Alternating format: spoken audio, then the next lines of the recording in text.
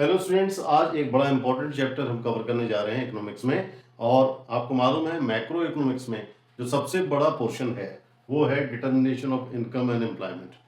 National income से भी ज़्यादा क्वेश्चन इससे आते हैं और इसको ठीक से तैयार करना समझना बहुत ज़रूरी है अगर आप अच्छा स्कोर करना चाहते हैं। इसमें 3 चैप्टर्स दिए हुए हैं आपके बुक में और काफ़ी बड़े बड़े चैप्टर्स हैं। इनमें बहुत कंसेप्चुअल चीज़ें हैं जिनको आपको ठीक से समझना है। तो यहाँ पर पहली चीज़ है aggregate demands and it's components. Aggregate demand and it's component एक अच्छा लेसन है और इसमें बहुत सी चीजें समझने वाली हैं।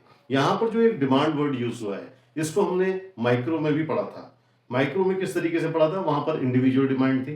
हो सकता है मैं एक बुक 500 रुपए में खरीदने के लिए तैयार हूं, मेरी इंडिविजुअल डिमांड है। एक मार्केट की डिमांड हो सकती है, उस बुक की पूरे मार्केट में कितनी डिमांड है। तो वो माइक्रो इकोनॉमिक्स का एक पोर्शन था। लेकिन मैक्रो इकोनॉमिक्स में जब हम एग्रीगेट डिमांड की बात करते हैं, एग्रीगेट डिमांड का मतलब ये हुआ कि पूरी अर्थव्यवस्था में जितनी भी गुड्स एंड सर्विसेज बनी हैं उसकी जो डिमांड है उसको हम कहते हैं एग्रीगेट डिमांड। तो यानी एग्रीगेट डिमांड कुछ कुछ मिलती हुई है आपके जो सेकंड वाला चैप्टर था नेशनल इनकम से, लेकिन वहां से इसमें थोड़ा सा अंतर है जिसका हम बाद में डिस्कस करेंगे। तो यहाँ पर सबसे पहली चीज जो समझने की है वो aggregate demand and it's component की है। तो यहाँ पर जो पहला कंपोनेंट है एग्रीगेट डिमांड का वो है कंजम्पशन। तो आइए इसके बारे में बात करते हैं। कंजम्पशन को हम लिखते हैं सी, और इसका जो कंजम्पशन फंक्शन है यानी इसकी जो इक्वेशन है उसको आप ठीक से समझिए। C is equal to C bar plus B Y. अब ये C bar and B Y क्या है, सी बार को समझिए। सी बार का मतलब है ऑटोनोमस कंजम्पशन, यानी वो उपभोग, वो कंजम्पशन जो इनकम के जीरो होने पर भी रहेगा। हालांकि ये हाइपोथेटिकल बात है, प्रैक्टिकली पॉसिबल नहीं है, लेकिन समझने के लिए ये जरूरी है कि ये वो खर्चा है जो इनकम के जीरो होने पर भी होता है। इंडिविजुअल के लिए लीजिए, अगर मेरी इनकम जीरो है किसी महीने में तो क्या उस महीने मेरा खर्चा नहीं होगा? बिल्कुल होगा। मिनिमम मोस्ट खर्चा होना बहुत जरूरी है। इसी तरीके से किसी इकोनॉमी की बात करें हम पूरी, तो वहां पर भी अगर एज्यूम कर लें कि इनकम जीरो है तो भी वहां कुछ ना कुछ कंजम्पशन जरूर होगा। तो उसको कहते हैं ऑटोनोमस कंजम्पशन और उसको हम सी बार से डिनोट करते हैं। तो सी बार मतलब ऑटोनोमस कंजम्पशन, यानी अगर इनकम जीरो भी होगी तो भी ये कंजम्पशन रहेगा। इस इक्वेशन में देख लीजिए, अगर वाई यानी इनकम को अगर हम जीरो रख दें तो सी की वैल्यू कितनी हो जाएगी? सी बार हो जाएगी। यानी ये होनी जरूरी है। ये इससे बी से इफेक्ट नहीं हो रहा है, इससे कोई फर्क नहीं पड़ रहा है, इसके ऊपर आमदनी से भी कोई फर्क नहीं पड़ रहा है। ये इंडिपेंडेंट हो गया। ओके, अब नेक्स्ट पोर्शन है बी एंड वाई। इसको समझिए। वाई आप समझ गए होंगे। वाई जो है वो टोटल इनकम को कहते हैं, यील्ड। टोटल यील्ड कितना है उसको हम वाई कहते हैं। अब बी क्या है? बी जो होती है वो कंजम्पशन की टेंडेंसी होती है कि यानी उस अर्थव्यवस्था में, उस इकोनॉमी में अगर आमदनी 100 रुपये बढ़ती है या 1 यूनिट बढ़ती है तो टोटल हमारा खर्चा कितना बढ़ेगा। इसको इस तरीके से समझिए कि एक आदमी है, उसकी आमदनी अगर 100 रुपये बढ़ रही है तो 100 रुपये बढ़ी हुई आमदनी में से वो 80 रुपये खर्च कर लेता है और 20 रुपये अपने सेव कर लेता है या इन्वेस्टमेंट कर देता है। तो उसकी खर्च करने की टेंडेंसी कितनी हुई? 80 हुई आउट ऑफ 100। वही चीज यहां पर बी से दिखाई गई है। तो ये सी बार हो गया ऑटोनोमस कंजम्पशन, यानी जहां आमदनी जीरो होगी तब भी ये होना जरूरी है। वाई हो गई आपकी इनकम, ये बढ़ती घटती रहती है वक्त के हिसाब से, कभी ज्यादा हो जाती कभी कम। बी, इसको कहेंगे एमपीसी, यानी marginal propensity to consume. Marginal मतलब 1 यूनिट के बढ़ने पर या घटने पर, प्रोपेंसिटी टू कंज्यूम यानी खर्च करने की इच्छा या आदत। फॉर एग्जाम्पल जो मैंने अभी आपको बताया कि अगर किसी आदमी की आमदनी 100 रुपये बढ़ती है और वो 80 रुपये खर्च कर लेता है, इसका मतलब क्या हुआ कि 80 डिवाइड बाय 100, तो ये होगी 0.8। तो एमपीसी कितनी होगी यहाँ पर? 0.8। यानी अगर 100 रुपये बढ़ती है तो 80 रुपये खर्च हो जाते हैं। 200 बढ़ेंगे तो कितना होगा? 160, क्योंकि एमपीसी 0.8 है। 300 बढ़ेंगे तो 240। यानी जितनी जितनी आमदनी बढ़ती जाएगी उसका 0.8 यानी 80%। वो व्यक्ति खर्चे में लगाता जाएगा या वो इकोनॉमी खर्चे में डालती जाएगी। तो हमारी टोटल इक्वेशन बनी C is equal to C bar plus BY। इसे कहते हैं कंजम्पशन फंक्शन, और ये बताता है कि कंजम्पशन किन किन चीज पे डिपेंड है। पहला है ऑटोनोमस कंजम्पशन MPC, और साथ ही साथ ये है इनकम के ऊपर। इनकम जितनी बढ़ेगी उतना ये बढ़ेगा, इनकम जितनी घटेगी उतना कंजम्पशन घटेगा, लेकिन C बार कांस्टेंट रहेगा। आइए इसको हम अब एक टेबल के सहायता से समझने की ट्राई करते हैं। ओके स्टूडेंट्स, इस कंसेप्ट को अब हम न्यूमेरिकली थोड़ा सा समझने की कोशिश करते हैं कि किस तरीके से ग्राफ इसका बनेगा और क्या होगा। यहाँ पर आप देखिए, मैंने एक कॉलम बनाया y का। y मतलब आमदनी यानी इनकम, C बार मतलब ऑटोनोमस कंजम्पशन, ये BY आपको पता है, B MPC है और Y जो है इनकम है, और C इज कंजम्पशन, कुल उपभोग यानी टोटल कंजम्पशन कितना होगा, ये हम यहाँ पर देखते हैं। पहले एग्जांपल में मैंने Y0 लिया है, जब हमारी आमदनी कोई नहीं है, तब भी हमारा खर्चा ये 40 करोड़ रुपीस हो रहा है, जिसे हमने ऑटोनोमस कंजम्पशन कहा था। BY कितना होगा, क्योंकि Y की वैल्यू 0 है, इसलिए 0 को B से मल्टीप्लाई करोगे तो 0 हो जाएगा। और टोटल कंजम्पशन कितना होगा, इन दोनों को मिला देंगे, C बार प्लस BY, तो ये हो जाएगा 40। इस इक्वेशन को हमने लिया हुआ है पूरा, जो आपसे जस्ट पहले हमने डिस्कस की है। नेक्स्ट आइए, अगर इनकम 100 हो जाती है तो क्या होता है, ये 40 रहेगा, क्योंकि ये थ्रू आउट द लेंथ 40 ही रहना है, ऑटोनोमस कंजम्पशन है। उसके बाद यहाँ पर क्या होगा, B इंटू वाई। B हमारी 0.8 थी जो हमने मानी थी, 0.8 इंटू 100, 0.8 100 से करेंगे तो 80 आ जाता है, इसलिए मैंने डायरेक्ट 80 लिख दिया है यहाँ। तो टोटल कितना हो गया, 80 एंड 40 120, कंजम्पशन 120, इनकम है 100, यानी अभी भी कंजम्पशन जो है वो इनकम से ज्यादा है। नेक्स्ट आई 150, अगर इनकम 150 होती है तो क्या होता है, ये 40 रहेगा, और यहाँ पर 0.8 इंटू 150 120 आ गया, 120 आ गया, और इन दोनों को मिला देंगे तो हो गया 160। नेक्स्ट इसी तरीके से 200 जब होता है तो क्या होगा, 40 प्लस 160 इज इक्वल टू 200, और 250 जब होता है तो क्या होगा, 40 प्लस 200 इज इक्वल टू 240। यहाँ पर आप लास्ट पॉइंट पे देखेंगे कि यहाँ इनकम बढ़ी हुई है जबकि कंजम्पशन हमारा उससे कम है।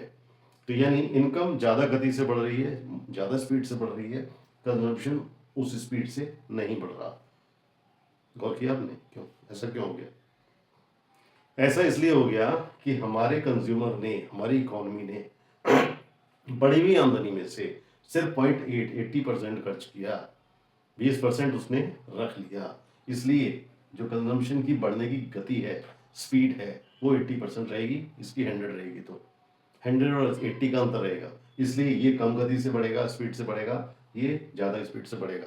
कहाँ पे बैलेंस होगा, ये थोड़ी देर की बात है, जब हम AD और AS का डिस्कस कर लेंगे तब आपको पता चलेगा कि बैलेंस एक्चुअली कहाँ पर होगा। ये अभी हम कंसेप्ट को समझ रहे हैं कि यहाँ पर किस तरीके से C बार BY और C में क्या कॉन्ट्रैक्ट है। अब इस चीज को हम ग्राफ से भी समझ सकते हैं, आपके कोर्स में ग्राफ भी है। ये ग्राफ में आप देख रहे होंगे कि एक एक्स एक्सिस है, इधर ये वाई एक्सिस है। एक्स एक्सिस पे हमने ले लिया है इनकम, यानी 50, 100, 150, 200, 250, और यहाँ पर हमने ले लिया है कंजम्पशन एंड ऑटोनोमस कंजम्पशन। जब आमदनी 0 है, ये income is 0, then what is consumption. पहले आप ऑटोनोमस कंजम्पशन की बात करें। ऑटोनोमस कंजम्पशन सभी आमदनी पर 40 है, ये 50 है, तो यहाँ पे मान लीजिए 40 ये हो गया। कितनी भी आमदनी होने दीजिए इस पे, ये सब जगह उतना ही है। ये क्या बन गया कर्व की, ये C बार का कर्व बन गया। C बार ऑटोनोमस कंजम्पशन का कर्व बन गया। ये सीधा जा रहा है ऐसे। क्यों जा रहा है सीधा ऐसे, क्योंकि ये कांस्टेंट है, आमदनी बढ़े या घटे जरूरी वाला खर्चा है। अब आइए दूसरे की बात करें, टोटल C की बात करते हैं। यहां पर क्या है, यहीं से शुरू हो रहा है, आमदनी 0 है तो C जो है 40, ये पॉइंट ये हो गया। आमदनी 100 है तो 120, आमदनी 100 है ये 120 लगभग यहां पर आ गया। आमदनी 150 है तो ये 160 है, ये 150 और ये 160। आमदनी 200 है तो ये आमदनी 200 होने पर भी 200 हो जाता है।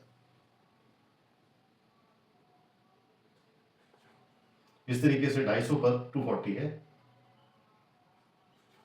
अब जब आप स्केल से इसको मिलाएंगे तो ये एक स्ट्रेट लाइन आएगी। स्ट्रेट लाइन क्यों आएगी थोड़ा आप सोचिए, तब तक मैं बनाता हूं।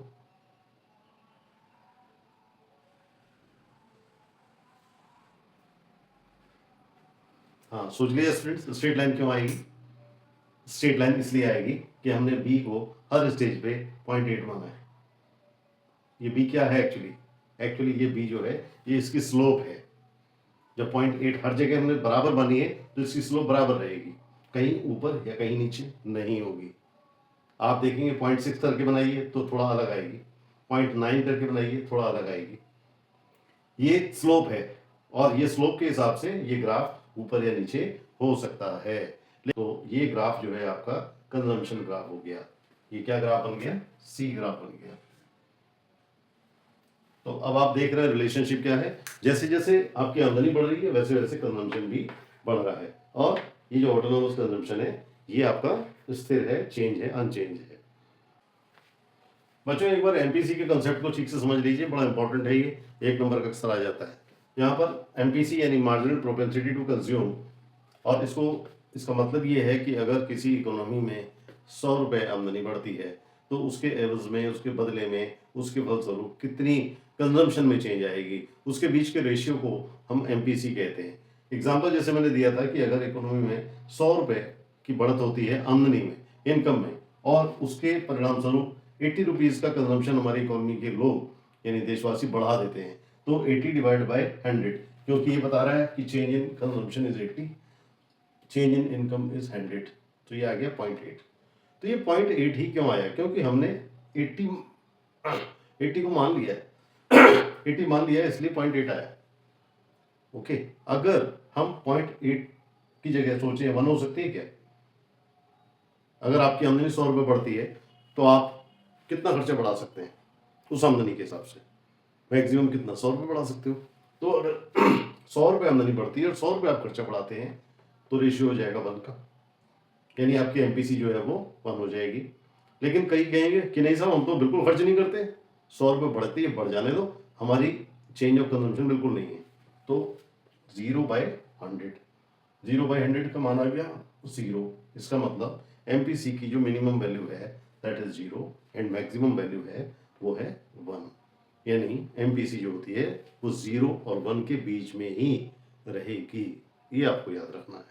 इसकी वैल्यू नेगेटिव में हो सकती है, नहीं हो सकती, 0 से नीचे नहीं जा सकती, 1.2 1.3 नहीं हो सकती, मैक्सिमम 1 है। ओके, तो MPC is equal to between 0 and 1। Students पहला कंपोनेंट हमने समझा दैट वाज कंजम्पशन, और सेकंड जो पोर्शन है दैट इज इन्वेस्टमेंट। किसी भी इकोनॉमी में जो डिमांड होती है वो सबसे पहले कंजम्पशन के लिए होती है, यानी खाने के लिए, और उसके बाद जो सेकंड डिमांड होती है that is for investment. Investment किस में? मशीनों में, रोड्स में, ट्रांसपोर्ट्स में, इंफ्रास्ट्रक्चर्स में। अगर इन सब में इन्वेस्टमेंट नहीं होगा तो हमारा प्रोडक्शन एक्टिविटी वो कम हो जाएगी या नहीं हो पाएगी। हमें उसमें प्रोडक्शन करना है क्योंकि हमें इनकम भी चाहिए, एम्प्लॉयमेंट भी चाहिए, तो इसके लिए इन्वेस्टमेंट जरूरी है। अब इन्वेस्टमेंट कैसे होगा? ठीक वैसे ही जैसे कंजम्पशन। कंजम्पशन में कुछ कंजम्पशन ऐसा था जो ऑटोनोमस कंजम्पशन था, यानी वो हमें करना ही करना था चाहे आमदनी हो या ना हो। इसी तरीके से इन्वेस्टमेंट भी है। इन्वेस्टमेंट को हम ऑटोनोमस इन्वेस्टमेंट कहते हैं, वो इन्वेस्टमेंट जो किसी भी इकोनॉमी के लिए बहुत जरूरी होता है और उसी के ऊपर वो इकोनॉमिक सिस्टम वो पूरा चलता है। तो यहाँ पर हालांकि सारा जो इन्वेस्टमेंट है वो ऑटोनोमस इन्वेस्टमेंट नहीं होता है। जैसे जैसे आमदनी बढ़ती है इन्वेस्टमेंट में भी चेंजेस आते हैं, लेकिन वो हमारे कोर्स के क्षेत्र में नहीं आता है। हमें यहाँ पर यह समझना है कि जो हमारा इन्वेस्टमेंट है वो सारा का सारा ऑटोनोमस इन्वेस्टमेंट है। ऑटोनोमस इन्वेस्टमेंट जैसा कि आपको पता है कि इट रिमेन्स अनचेंज, यानी आमदनी कितनी बढ़े या घटे वो हमेशा बराबर रहता है। इसलिए इन्वेस्टमेंट हमारे चैप्टर के हिसाब से कांस्टेंट रहेगा और इसका नाम रहेगा ऑटोनोमस इन्वेस्टमेंट। और इसका अगर हम एक ग्राफ बनाएं, यहां पर आप वाई लेते हैं, वाई मतलब आपकी आमदनी, तो आमदनी चाहे बढ़े या घटे ये इन्वेस्टमेंट का ग्राफ हम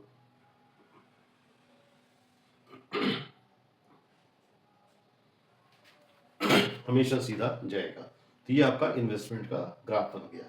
तो इस तरीके से आप देखते होंगे AD aggregate demand is equal to C plus I. अगर हम एक क्लोज्ड इकोनॉमी की बात करें जहां पर हमने सिर्फ हाउस होल्ड को लिया है और प्रोड्यूसर्स को लिया है, तो वहां पर A D is equal to C plus आई।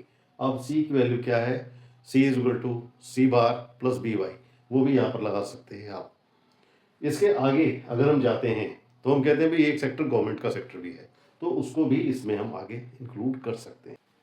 बच्चों इसको समझने की और ट्राई कीजिए। M P C is equal to delta C upon delta Y बताया था आपको मैंने, is equal to small c, ये आपका एक फॉर्मूला है। और साथ ही साथ एमपीएस का भी समझ लीजिए, मार्जिनल प्रोपेंसिटी टू सेव, यानी हम जो इनकम बढ़ती है उसमें से कितना सेव करते हैं। मेरे एग्जाम्पल में जब मैंने कहा था कि 100 रुपये आमदनी बढ़ने पर 80 रुपये खर्च हो जाता है, तो इसका मतलब 20 रुपये सेविंग फैक्टर में जाता है, तो 20 डिवाइड बाय 100 उस केस में। यहाँ पर फॉर्मूला है M P S is equal to delta S upon delta Y is equal to small s, इसको ऐसे लिखा जाता है। अब यहाँ पर एम पी एस का जो फॉर्मूला है delta S upon delta Y है, तो एस की जो वैल्यू होती है वो होती है Y minus C. Y minus C अगर मैं यहाँ लगा दूँ तो आ जाएगा delta Y minus C upon delta Y. जब ब्रैकेट को खोलेंगे तो डेल्टा से मल्टीप्लाई करेंगे, delta Y upon delta Y आ जाएगा। और वंस ये डेल्टा को सी से करेंगे तो डेल्टा सी माइनस का साइन आएगा upon delta Y. Delta Y से डेल्टा वाई कट गया तो यहाँ 1 आया, और delta C upon delta Y की वैल्यू सी होती है, यहाँ पे आ गया, तो 1 minus C. M P S is equal to 1 minus M P C, right. एक फॉर्मूला इसका ये बन के आ गया, M P C plus M P S is equal to 1। अगर इन दोनों को जोड़ा जाए तो इनकी जो जोड़ है वो 1 आएगा। यहाँ दो चीज ध्यान रखिए, पहली तो ये है कि इनका योग 1 आएगा, दूसरा किसी की भी वैल्यू 0 और 1 के बियॉन्ड नहीं जा सकती। अगर इसकी 0.5 होगी तो लाजमी है इसकी भी 0.5 होगी। इसके ऊपर 1 नंबर का न्यूमेरिकल कभी कभी आ जाता है, इसको आप तैयार रखिए। आइए स्टूडेंट, अब हम कर्व बनाते हैं एडी का, जो हमने सी और आई के कर्व के सहारे से बनाना है। ऑलरेडी हम समझ चुके हैं कि सी का कर्व कैसे जाएगा, आई का कैसे जाएगा, सी बार का कैसे जाएगा। तो फाइनली हमारा जो एडी का कर्व है वो कैसे बनेगा, ये हमें देखना है। और जब तक ये बनाना आपको नहीं आता है, आप आगे की चीज़ों को समझने में परेशान हो जाएंगे, इसलिए पहले इसको समझ लीजिए। आप चाहें तो अपनी कॉपी में मेरे साथ साथ बना सकते हैं। एक्स और वाई एक्सेस ले लीजिए। हमेशा याद रखिए हम एक्स एक्सेस पर इनकम लेते हैं, वाई लेते हैं, तो यहाँ पर मैं ये वाई कर दे रहा हूँ, और यहाँ पर सी हो जाएगा, ए डी हो जाएगा, सी बार हो जाएगा, ये सब चीज़ें यहाँ पर हो जाएंगी। इस तरीके से आपने बना दिया। और यहाँ पर सबसे पहले आपका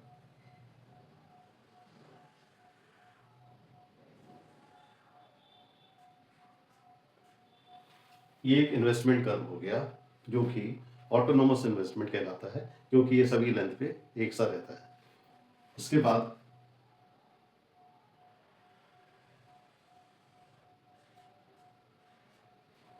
ये एक और कर्व है, इसको बना भी सकते हैं और जरूरत नहीं भी है इसकी, सी बार कर्व, यानी ऑटोनोमस कंजम्पशन कर्व। उसके बाद नेक्स्ट जो आता है, हम सीधे कंजम्पशन कर्व पे बात करते हैं।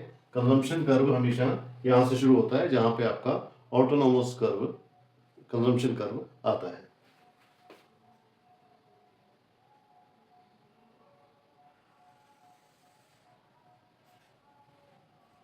एग्जाम में स्केल रख के इसको ड्रॉ कर लीजिएगा, कुछ ज़्यादा सोचने की जरूरत नहीं है। अगर इन्वेस्टमेंट भी इसके साथ मिला देते हैं तो ये कर्व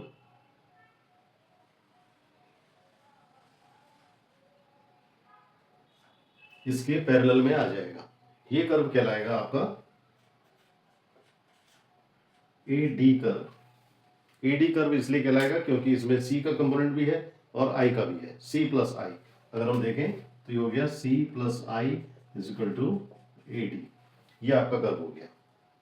तो इस कर्व को आप देख लीजिए, ये कर्व आपका बन गया। अब इस कर्व से कैसे हम आगे काम करेंगे इसको आप देख लीजिए।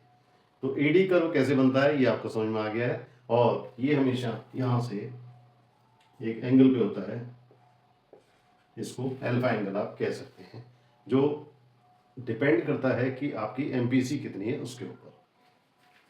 एग्रीगेट सप्लाई कर्व बहुत सिंपल सप्लाई कर्व है और इसको आप समझ लीजिए। Aggregate supply curve, aggregate supply इसका मतलब हम मानते हैं कि सप्लाई का मतलब क्या है, प्रोडक्शन, और प्रोडक्शन किसके द्वारा होता है, जो फैक्टर्स ऑफ प्रोडक्शन है वो फैक्ट करते हैं प्रोडक्शन को। तो हम यहाँ पर एक एजम्पशन ले लेते हैं। वो एजम्पशन ये है कि जितने भी फैक्टर्स ऑफ प्रोडक्शन है उनकी प्रोडक्टिविटी यानी उत्पादन करने की क्षमता वो बराबर है। यानी एक आदमी अगर एक दिन में एक चेयर बना सकता है तो दो आदमी एक दिन में दो चेयर बनाएंगे, चार आदमी एक दिन में चार चेयर बनाएंगे, यानी एक से रेशियो में वो बनाएंगे। तो हम अगर एग्रीगेट सप्लाई कर्व को देखें तो बड़ा इजी होता है। इसको आप देखिए, ये मैंने एक्स और वाई ले लिया है और यहाँ पर आप देखिए कि जैसे जैसे मैं एम्प्लॉयमेंट को बढ़ा रहा हूँ वैसे वैसे हमारा प्रोडक्शन भी बढ़ता जाएगा। No employment no income, zero से चलेंगे आप इसमें। जैसे जैसे इनकम बढ़ रही है वैसे वैसे ये एक ग्राफ ऐसे बढ़ते जा रहा है, ये बढ़ते जा रहा है ग्राफ ऐसे। ये 45 डिग्री पे बनेगा। इसको आप 45 डिग्री पे लगभग बनाइए, नापने की जरूरत नहीं है, वहां आप डी रख के नापने की जरूरत नहीं है, अप्रोक्सीमेटली 45 डिग्री पे बनेगा। और ये 45 डिग्री पे इसलिए बनता है कि हमने एजम्पशन मान ली कि सभी की प्रोडक्टिविटी बराबर है, इसलिए बढ़ता जाएगा। कहां तक बढ़ता जाएगा, ये हमारा एम्प्लॉयमेंट है। एम्प्लॉयमेंट हम देते जा रहे हैं, फैक्टर्स ऑफ प्रोडक्शन को हम एम्प्लॉय करते जा रहे हैं और हमारा जो ये ग्राफ है ये बढ़ता जा रहा है। कहां तक बढ़ेगा, infinity? No, factors of production जो है वो लिमिटेड है, हमारे साधन जो है लिमिटेड है, सो ये अनलिमिटेड नहीं जा सकता, एक लिमिट तक जाएगा। ये एक लिमिट तक जाएगा। कहां तक जाएगा, एक लिमिट तक। ये आपका यहां पर आ गया, मान लो ये मैं लिख दे रहा हूं एन पॉइंट, यानी एन पॉइंट का मतलब at point N we are assuming that all the factors of production have been fully and gainfully employed. यानी एन पॉइंट पर हमारे जितने भी फैक्टर्स हैं वो सारे के सारे यूज हो गए हैं। अब हम इससे ज्यादा उत्पादन नहीं कर सकते, तो यानी ये यहीं तक जाएगा। इससे ऊपर अगर आपको दिखाना है तो डॉटेड दिखा दीजिए। ये आपकी जो लाइन गई है यहाँ पर आ गई, इसके आगे डॉटेड दिखा दीजिए, या कई लोग इसको ऐसे टर्न भी दिखा देते हैं। ये आपकी मर्जी है, एग्जामिनर समझ जाएगा आप ये बताना चाह रहे हैं। ये जो पॉइंट है ये आपका फुल एम्प्लॉयमेंट पोजीशन है। ये फुल एम्प्लॉयमेंट पोजीशन का मतलब समझिए, जहां पर आपके जितने भी फैक्टर्स ऑफ प्रोडक्शन है वो एम्प्लॉय हो जा रहे हैं और ये पॉइंट यहाँ पर पहुंच जा रहा है। तो इसको आपने देखना है यहाँ कहाँ पर पहुंच रहा है। तो यहाँ पर आपने देखा कि यहाँ पहुंच गया है। ओके, अब क्या हम एक्चुअल में यहाँ पहुंच पाते हैं कि नहीं, क्वेश्चन ये है। तो अब हम नेक्स्ट देखते हैं, इन दोनों ग्राफ को हम एक ही ग्राफ पर बना के देखते हैं कि एक्चुअल में डिमांड और सप्लाई कहाँ पर बराबर होते हैं। इकोनॉमिक्स का बेसिक नियम है, डिमांड और सप्लाई बराबर होते हैं इक्विलिब्रियम पे। तो हम इनके दोनों को बनाकर अभी इक्विलिब्रियम देखते हैं कि कहाँ पर होता है। स्टूडेंट्स, एडी और एएस ग्राफ को समझने के बाद अब हम इस स्थिति पर आ चुके हैं कि हम इक्विलिब्रियम को देख सकें कहाँ पर होता है। ग्राफ में एडी और एएस एक साथ लिए हुए हैं। यहाँ पर आप देखते हैं ये एक्स और वाई एक्सिस है। ये एएस ग्राफ क्या है, जो ओरिजिन से है, जीरो से है 45 डिग्री पर और सीधा चला गया है। सेकेंड ग्राफ एडी ग्राफ है, यहाँ पर सी प्लस आई। दोनों ग्राफ एक दूसरे को ई पॉइंट पर कट करते हैं और ये ई पॉइंट जो है इक्विलिब्रियम पॉइंट है उस इकोनॉमी का जिसकी हम बात कर रहे हैं। यहाँ पर आप देखिए जो इकोनॉमिक का जो इक्विलिब्रियम पॉइंट है ये इसके लिए कहाँ पर आया है, ये N0 पर आया है। यानी हमारा जो फुल एम्प्लॉयमेंट होना चाहिए था N पॉइंट पर वो हमें नहीं मिला है। हमारी जो डिमांड है, एग्रीगेट डिमांड, वो कम है, इसलिए हमें जो एम्प्लॉयमेंट लेवल चाहिए था वो नहीं मिला। हमारा AD इक्वल टू AS है, लेकिन फुल एम्प्लॉयमेंट पॉइंट से पहले ही हो गया है, इसलिए ये अंडर एम्प्लॉयमेंट की सिचुएशन इकोनॉमी में आ गई है। यहाँ पर N0 से N तक का जो लोग हैं, जो संसाधन हैं, जो एसेट्स हैं, वो हमारे अनएम्प्लॉयड हैं, इनको रोजगार नहीं मिला है। और ये यहाँ से यहाँ तक जो है ये डिफ्लेशनरी गैप है, यानी इसके कारण से डिफ्लेशन आया हुआ है, मंदी आई हुई है और इतने सारे लोग हमारे बेरोजगार हैं। होनी कहाँ पर चाहिए, हमारी ईडी जो है वो एक्चुअल में ये जा रही है, होनी कहाँ चाहिए, ये डॉटेड वाली ई डैश बिंदु पर हमारा क्या होना चाहिए, इक्विलिब्रियम होनी चाहिए। अगर ई डैश पॉइंट पर हमारा इक्विलिब्रियम आता है तो हम कहेंगे कि हमारा फुल एम्प्लॉयमेंट हो गया है। our all the factors of productions are fully implied at this point E dash पर। तो अगर आपसे एग्जाम में पूछता है कि आपको अंडर एम्प्लॉयमेंट दिखाना है तो ये बनाइए, फुल एम्प्लॉयमेंट दिखाना है तो ये डॉटेड लाइन ना बनाकर इसको स्ट्रेट लाइन बना दीजिए, आपका फुल एम्प्लॉयमेंट आ जाएगा।